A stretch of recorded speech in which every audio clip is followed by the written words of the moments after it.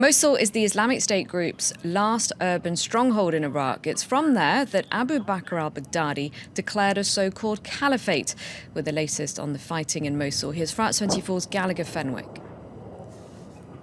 There is genuine progress being made by Iraqi troops who now have, as you mentioned, Abu Bakr al-Baghdadi's Al-Nouri Mosque in their sights. France 24 being one of the very first, if not the very first network through one of its correspondents here on the ground, Mathieu Mabin, to capture those images. They can now see the Al-Nouri Mosque. That is the mosque where Abu Bakr al-Baghdadi proclaimed the so-called caliphate in one of its fiefdoms, namely Mosul. What that means is that Iraqi troops are now looking to, enter this old city, because that's where that mosque is located. But this densely populated area has a very chaotic layout, meaning that the task is going to be extremely complicated.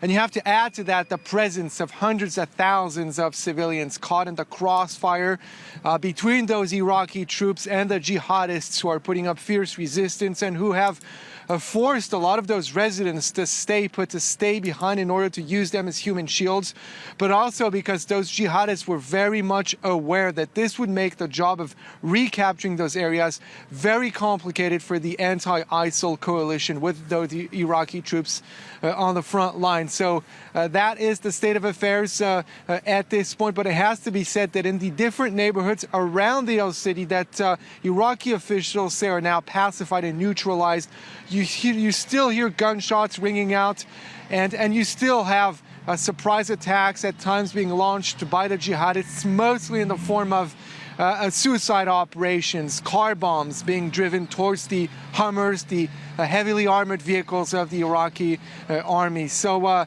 control is approximate, but there is, again, that end goal in sight now, namely the old city, which is truly being encircled and asphyxiated, choked off by those Iraqi troops.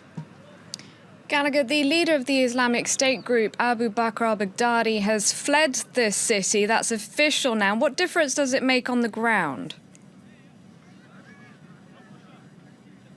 Absolutely none, according to those we spoke to, both on the civilian side of things and on the military side of things. A couple residents of Mosul were telling me a little bit earlier that they would much rather have seen the dead body of Abu Bakr al-Baghdadi than get this news of his alleged flight that is impossible to independently verify. As one resident told me, there have been so many rumors circulating about this very enigmatic figure, his whereabouts, the state of his health, the influence over his fighters, his input into military strategy for the Islamic State organization, that this didn't really boost the morale of residents. The military officers that we were following were saying that this is yet another victory for them, but it doesn't really change the sort of military aspect of things for them, because the end goal remains that old city and recapturing the entire city of Mosul, whether or not